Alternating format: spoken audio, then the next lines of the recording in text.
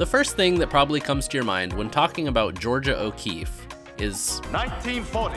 Georgia O'Keeffe paints a lot of flowers that look suspiciously like vaginas. She does these vagina pictures, or paintings, or just painted. I don't know. large, almost abstract flowers would be a theme throughout her career. She was one of the first female artists to earn international fame for her work. Influenced by many artists and styles over time, she developed her own style and expressed her own ideas by blending abstraction and realism.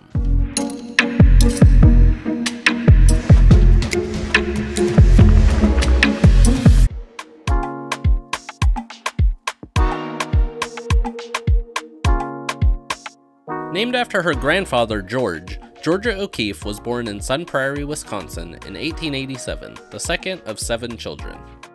As a child, she took an interest in natural beauty and had an early desire to be an artist. Her mother encouraged her education and had her take watercolor lessons from a local artist. She continued studying art in school and moved with her family to Virginia, where she finished high school. After high school, O'Keeffe studied at the Art Institute of Chicago under John Vanderpoel, and later at the Art Students League in New York City under William Merritt Chase. She learned to paint in a traditional, realistic style. Her painting, Dead Rabbit with Copper Pot, earned her the prize of attending the League's summer school in Lake George, New York. During her time in Lake George, she felt she would never distinguish herself as an artist by painting in a realistic style. I was taught to paint like other people, and I knew that I'd never paint as well as the person that I was taught to paint like. There was no reason why I should attempt to do it any better. I hadn't been taught any way of my own. She felt that there would always be artists who would be better at painting realism. Feeling discouraged with school, she stopped painting and spent the next 2 years working as a commercial artist in Chicago. Afterwards, returning home to live with her family in Charlottesville, Virginia.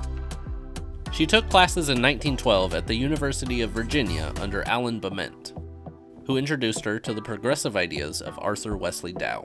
Dow's ideas would change the way that O'Keeffe thought about painting and renew her passion for the art.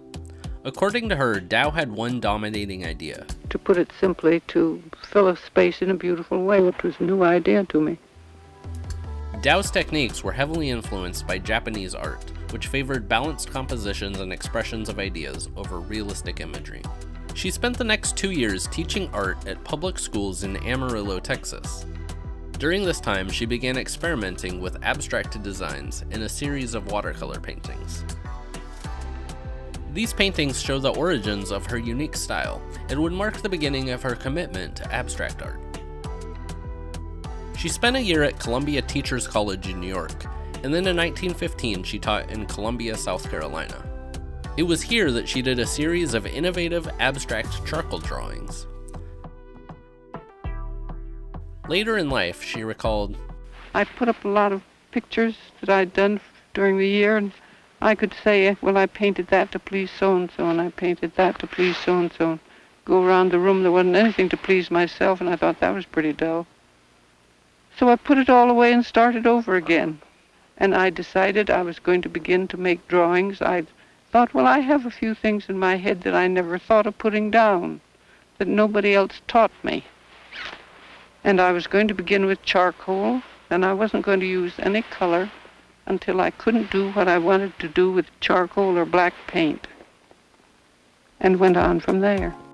She mailed some of the drawings to a former classmate, who then showed the drawings to Alfred Stieglitz, an influential art dealer and owner of Gallery 291 in New York City. Stieglitz was fascinated by O'Keeffe's work, and the two began exchanging letters. In 1916, he featured some of her work in his gallery, which was the first time an American artist had been featured. The next year, he gave her her first solo exhibition. With Stieglitz's encouragement and promise of financial support, O'Keeffe left teaching in 1918 and moved to New York to work as an artist. Shortly after the move, the two fell in love and moved in together. Stieglitz was married at the time, but married O'Keeffe in 1924 following his divorce. Being an art dealer, Stieglitz heavily promoted her work and introduced her to several modernist artists in his inner circle that would greatly influence her style. In the late 1910s, O'Keeffe began experimenting with close-up views of flowers. For many, the shapes in these paintings bear a clear resemblance to female anatomy. which she always denied. But I'm not in denial. I'm in denial. Her large-scale focus brought attention to objects she thought would otherwise go unappreciated. During the same time she was painting these flower paintings, she also painted scenes of the New York skyscrapers that surrounded her. O'Keeffe's unique style blended realism with abstract forms found within her subjects. She painted in great detail and captured subtle changes in light and color, often creating several variations of the same subject to explore different lighting and colors. Yes, but we've got to do it from different angles, again and again, and again and again and again. By 1927, she had her first retrospective at the Brooklyn Museum and was one of the most successful American artists at the time. With her success came the financial freedom to travel. In 1929, O'Keeffe took a trip to New Mexico, which would make a lasting impression on her life and work.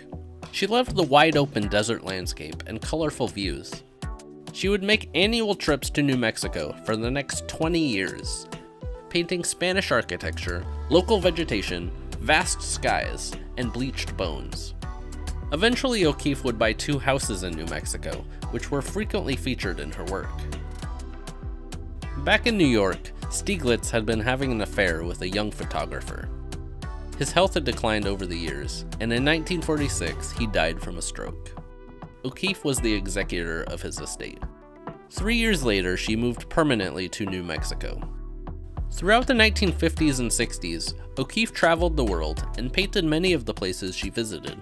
The mountainous landscape of Machu Picchu in Peru and the colorful peak of Mount Fuji in Japan are the most well known. She was also fascinated by the views from the airplanes that she traveled on. In the late 50s, she did a series of river paintings that were followed by a series of cloud paintings.